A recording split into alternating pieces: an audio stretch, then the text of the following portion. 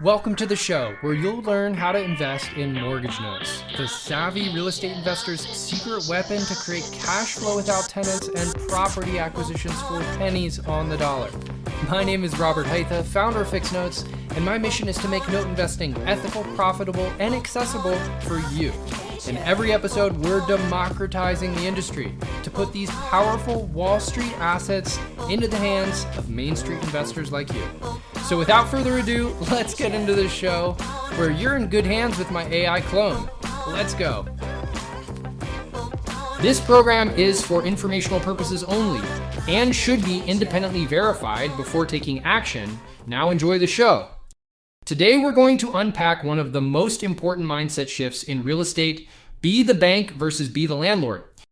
Now, if you've been in real estate for any amount of time, or even just poked around BiggerPockets or HGTV, you've been sold on this idea that buying rental properties is the holy grail. Passive income, appreciation, tax benefits, it's all very enticing. Rob started there too. His first rental was exciting. It felt like a big step. Cash flow, owning a physical asset, the pride of getting into the game. But by the time he got his second rental, that excitement faded. On day one of owning it, he was in the basement pulling apart a busted plumbing stack. Raw sewage had backed up into the tenant's kitchen sink. That was his welcome to landlording moment. And if you've been a landlord, you've probably had your own version of that story. The truth is, landlording is not passive, not even close. You've got tenants, toilets, turnovers, township inspections, termite treatments, trash outs.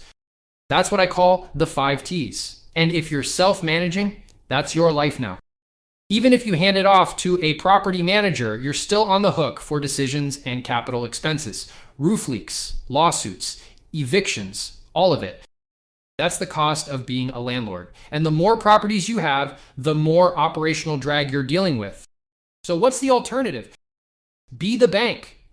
Instead of owning the building, you own the debt secured by the building. You hold the mortgage, you're the lien holder, and your borrower, the homeowner or investor, pays you just like they pay Wells Fargo or Chase. You're not the landlord, you're the lender. You don't get the phone call when the heat goes out. You don't pay for roof repairs. You're not coordinating with handymen, landscapers, or contractors. You're collecting payments. Think about that for a second. Same house, same borrower. But instead of collecting rent, you're collecting a mortgage payment. It's a completely different experience. And here's where it gets even better. If the borrower stops paying, you still have legal rights to that property. It's collateral, you're protected. And in many cases, you're in a senior lien position, which gives you a ton of leverage. Let's talk about returns for a second. A typical rental property might bring in 8% to 12% cash on cash return if everything goes right. But when you buy a mortgage note, especially a distressed note at a discount, you can structure deals to get 15%, 20%, sometimes even 30% returns. And in most cases, that's without the overhead of managing a property. I'm not saying rentals are bad, but the note space is a massive unlock for investors who are tired of the operational grind and want to build wealth like the banks do. Because banks don't fix toilets, they don't evict tenants, they don't patch drywall, they write the loans. They hold the paper, they collect the payments, and when things go wrong, they have legal leverage to get repaid one way or another. Here's the other big thing: note investing scales cleaner. Managing 50 rentals means 50 roofs, 50 furnaces, 50 tenants, and 50 potential disasters. Managing 50 mortgage notes, you can do that with a servicing company, a spreadsheet, and a strategy. The systems are simpler, the team is leaner, and you don't need a huge operation to make it work. In fact, some of the most successful note investors I know run 6-figure portfolios from a laptop. And if you're listening to this and thinking, yeah, but I don't know how to underwrite a mortgage, or I've never bought a note before, good news, it's learnable. And the Fixed Note system was built to teach you how to do exactly that. So let me ask you, in your real estate business, are you building for ownership or for control? Because the landlord owns the property but deals with all the friction. The bank controls the debt and collects payments with less hassle, better leverage, and often better returns. So I'll say it again. You can be the landlord or you can be the bank. Which are you going to choose? That wraps up this episode, but next week we're flipping the script on a word that scares most investors: default.